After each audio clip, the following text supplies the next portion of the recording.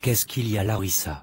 C'est ta nouvelle femme, cette femme me fait souffrir, elle m'oblige à travailler, à faire la cuisine, à faire le ménage, sinon elle refuse de me donner de l'argent de poche, et toi, tu ne fais rien, comme si tu avais peur d'elle.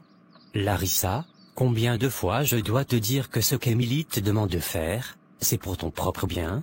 Depuis quand on force quelqu'un à faire quelque chose pour son propre bien? Papa, je suis ta fille, ton unique fille, comment peux-tu laisser une femme que tu as ramenée dans cette maison me traiter comme ça?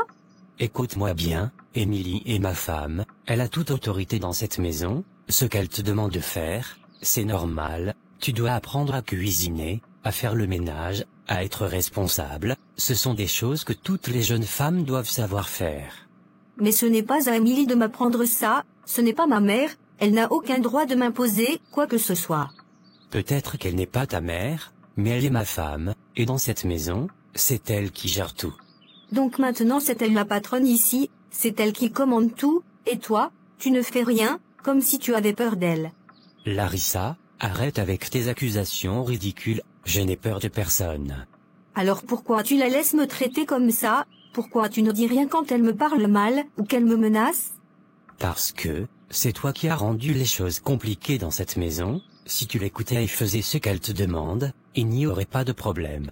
Donc tu prends son parti maintenant, elle te manipule papa, et tu ne le vois même pas. Tu sais quoi, Marie-Claire était mieux, elle au moins, elle me traitait bien, elle ne me forçait pas à faire des choses. Tu oses me parler de Marie-Claire maintenant? Tu as oublié que c'est toi qui l'as poussée à partir, tu as trouvé tous les défauts à Marie-Claire, tu l'as critiquée, tu as été désagréable avec elle, jusqu'à ce qu'elle décide de quitter cette maison. Marie-Claire et moi, on avait des désaccords, mais elle n'était pas comme Émilie, elle ne me faisait pas sentir comme une étrangère dans ma propre maison. Ne joue pas à la victime, tu as fait partir Marie-Claire, et maintenant tu veux faire la même chose avec Émilie, mais cette fois, ça ne marchera pas. Je ne fais pas ça pour te nuire, mais cette femme, elle est horrible avec moi, elle me parle mal, elle me rabaisse, elle m'a même menacé de ne pas me donner d'argent si je ne faisais pas ce qu'elle disait. C'est toi qui compliques les choses, si tu respectais Émilie, si tu faisais ce qu'elle te demande, tout irait bien. Mais elle ne me respecte pas papa, elle ne me traite pas comme une fille, elle me traite comme une servante. Et toi, tu veux quoi? Que tout te soit servi sur un plateau d'argent? Que tu restes assise toute la journée à attendre que quelqu'un fasse tout pour toi? Ce n'est pas comme ça que ça marche, Larissa. Tu ne m'aimes plus papa, depuis qu'Émilie est arrivée, tu n'es plus le même. Larissa, arrête de dire ça, je t'aime, tu es ma fille unique, mais il faut que tu comprennes que j'ai aussi une vie, j'ai le droit d'être heureux, et Émilie fait partie de mon bonheur. Mais à quel prix papa? Larissa, je sais que c'est difficile pour toi, mais tu dois faire des efforts. Maxime, je crois que je prends de l'âge, je ressens de plus en plus le besoin de me poser, de me marier, de fonder une famille. J'ai demandé à Nadège de m'épouser. Attends Jules, dis-moi que je n'ai pas bien entendu, tu as demandé Nadège en mariage? Oui, et elle a refusé. Mais Jules, à quoi tu réfléchis pour demander une femme comme Nadège en mariage? C'est quoi cette histoire? Maxime, je l'aime, je sais qu'elle a ses défauts, mais je l'aime, c'est tout. Tu l'aimes mais elle, est-ce qu'elle t'aime? Soyons honnêtes, qu'est-ce que Nadège t'apporte? Je ne sais pas, mais je l'aime. Écoute-moi bien, l'amour ne suffit pas dans un mariage, si tu veux réussir ta vie, il faut que tu sois avec une femme qui t'élève, qui te soutient, qui t'aide à avancer. Qu'est-ce que Nadège t'a apporté depuis que tu es avec elle? Elle est belle, elle a tout ce que je recherche physiquement chez une femme. Elle est belle et après, belle, la beauté ne remplit pas les poches, la beauté ne paye pas les factures, regarde ce qu'elle fait, elle te soutire de l'argent à chaque occasion, elle te menace de partir si tu ne lui donnes pas ce qu'elle veut, et malgré tout ça, tu continues à courir derrière elle. Je sais. Regarde-toi Jules, tu es un bon gars, tu mérites mieux, Nadège est juste là pour gaspiller ton argent, elle ne t'aime pas, elle te l'a dit clairement, qu'est-ce que tu veux encore? Mais je n'arrive pas à l'oublier Maxime. Tu sais pourquoi?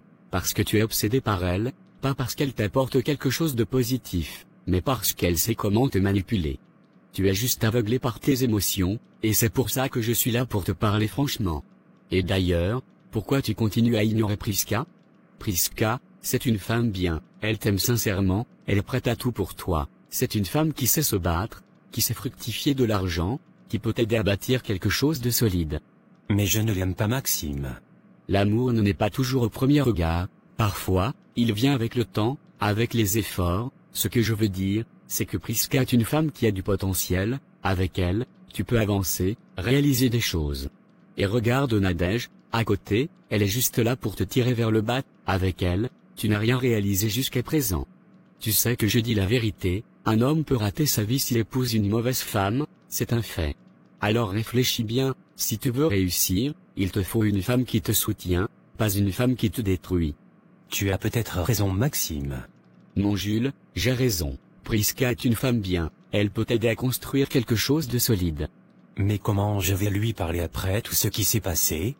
Priska t'aime vraiment, elle sera prête à t'écouter, ce n'est pas une femme rancunière, va lui parler, montre-lui que tu es prêt à changer. Je vais aussi lui parler si tu veux. D'accord, je vais réfléchir à tout ça. Alors, tu pars bientôt? Oui, j'ai enfin obtenu mon visa, mon vol est prévu pour la semaine prochaine. Ça me rend tellement triste, Darlina. Comment je vais faire sans toi? Moi aussi, je suis triste Larissa, tu es ma meilleure amie, mais c'est pour une bonne raison, c'est une opportunité énorme pour moi. Tu sais, là-bas, tu vas rencontrer d'autres filles, tu vas avoir une nouvelle meilleure amie et tu vas m'oublier. Arrête Larissa, tu sais que personne ne peut te remplacer. Promets-moi Darlina, promets-moi que je resterai toujours ta meilleure amie, même si tu es loin. Je te le promets Larissa, tu es ma sœur de cœur, personne ne prendra jamais ta place. Tu sais, pendant que tu pars vivre ton rêve, moi je reste coincée ici avec ma belle-mère, qui me rend la vie impossible. Qu'est-ce qu'elle a encore fait? Elle refuse de me donner de l'argent de poche, si je n'ai pas fait la cuisine ou le ménage, tu te rends compte? Mais Larissa, ce n'est pas si grave, ce qu'elle te demande, c'est normal.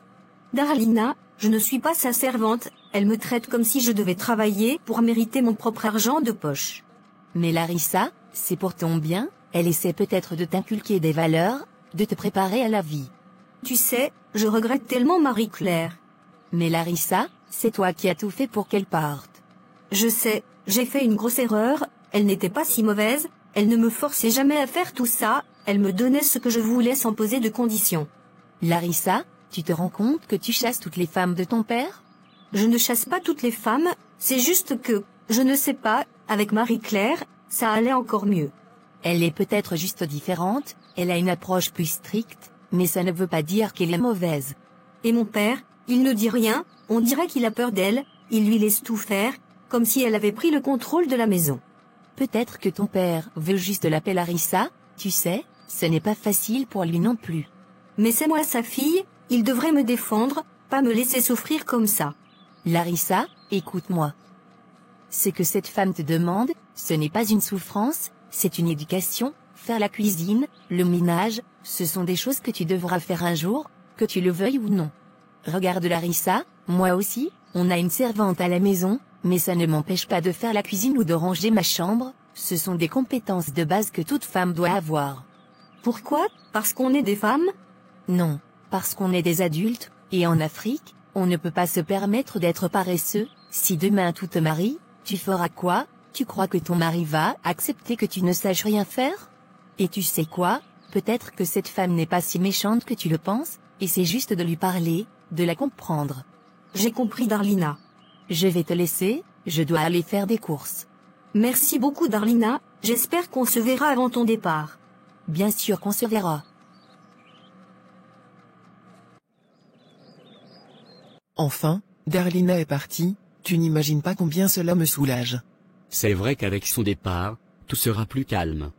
Plus que calme, Maxime, ça veut dire qu'on peut enfin vivre notre histoire pleinement, sans qu'elle ne soit là pour nous surveiller. Félicité, je ne sais pas si c'est une bonne chose de penser comme ça. Pourquoi? Tu n'es pas content que ma fille soit en Angleterre? Ce n'est pas ça, mais elle est ta fille, elle va revenir un jour, et si elle découvre ce qui se passe entre nous, ça va être compliqué. Elle n'a pas besoin de découvrir, je suis prête à lui dire, si c'est nécessaire. Félicité, ce n'était pas ce qu'on avait convenu au début. Maxime, écoute-moi, je t'aime, et je sais que tu m'aimes aussi, maintenant que Darlina est partie, je veux qu'on arrête de se cacher, je veux que tu viennes habiter avec moi. Habiter avec toi, c'est un peu précipité, tu ne trouves pas? Maxime, ça fait des mois qu'on est ensemble, pourquoi devrions-nous continuer à vivre séparés? Parce que si les gens découvrent qu'on est ensemble, ça va créer des problèmes.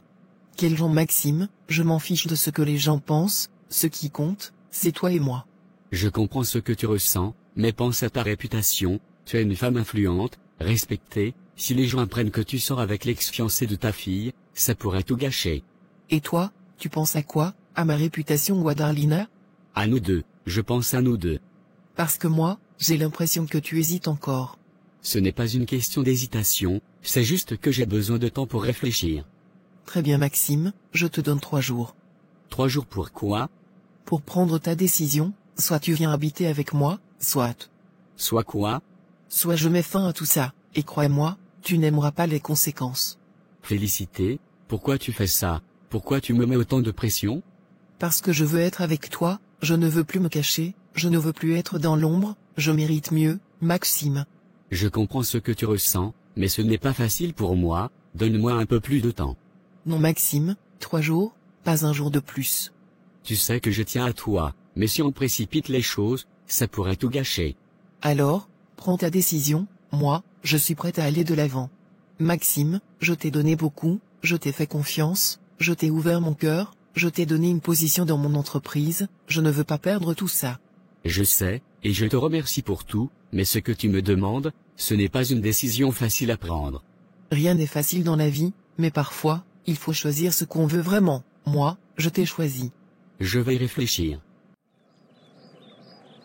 Paul, je suis content qu'on puisse avoir cette discussion aujourd'hui, il était temps qu'on se parle franchement. Oui papa, mais j'ai l'impression que tu ne viens jamais sans une raison particulière. Qu'est-ce qui t'amène? Paul, tu sais j'ai beaucoup réfléchi ces derniers temps, je suis un vieil homme maintenant, je ne sais pas combien de temps il me reste, mais je veux réparer mes erreurs avant qu'il ne soit trop tard. Tu en as fait tellement qu'il faudrait une vie entière pour les réparer. Je le sais Paul, mais c'est justement pour ça que je suis ici, je veux réunir tous mes enfants. Tous tes enfants? Combien d'enfants as-tu vraiment? Honnêtement, je ne les ai jamais comptés, mais je sais qu'ils sont nombreux, une quinzaine, peut-être plus. Tu réalises ce que tu dis?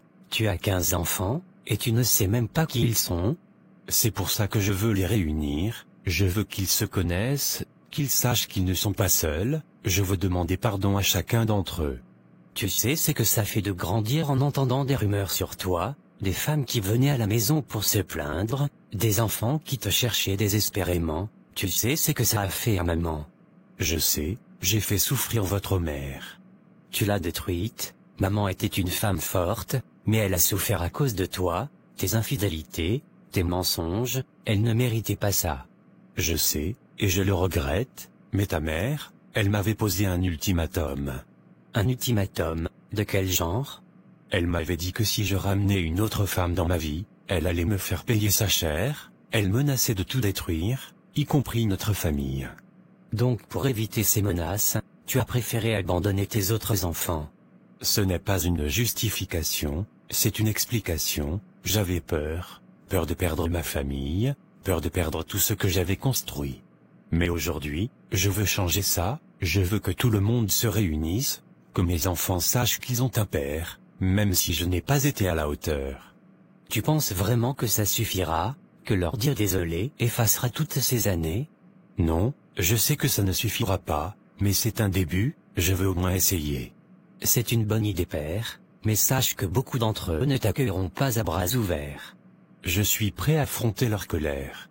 Et toi Paul, comment ça se passe avec ta famille? J'ai entendu dire que tu as pris une nouvelle femme. Oui, c'est vrai, elle s'appelle Émilie, mais c'est pas facile. Et pourquoi? Larissa se plaint constamment, elle dit qu'Émilie la maltraite, qu'elle lui impose des choses, et qu'elle se sent abandonnée. Je comprends. Perdre sa mère jeune n'est pas facile, elle s'accroche à toi parce qu'elle a peur de perdre la seule personne qu'elle a toujours eue? Oui, mais elle doit aussi grandir, elle ne peut pas rester une petite fille éternellement. Elle n'est plus une petite fille, mais elle est encore jeune, laisse-moi lui parler, peut-être que je pourrai l'aider à comprendre certaines choses. Après tout, c'est aussi ma petite fille, et puis, je me suis promis de réparer mes erreurs, peut-être que commencer par elle est une bonne chose. Très bien, mais sois prudent, Larissa n'est pas facile à convaincre, surtout quand il s'agit d'Émilie. Je m'en sortirai. J'espère que cette fois, tu ne la décevras pas, comme tu nous as déçus. Je ferai de mon mieux, je te le promets.